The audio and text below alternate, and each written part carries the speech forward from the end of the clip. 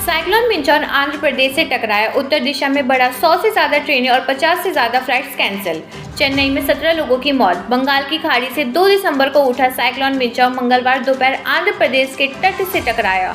मौसम विभाग IMD के मुताबिक दोपहर ठीक 1 बजे तूफान बागटला में लैंडफॉल कर गया। तूफान का सबसे ज्यादा असर आंध्र प्रदेश और तमिलनाडु में हुआ। दोनों राज्यों में 100 से ज्यादा ट्रेनें और 50 से ज्यादा फ्लाइट्स कैंसिल कर दी गई हैं।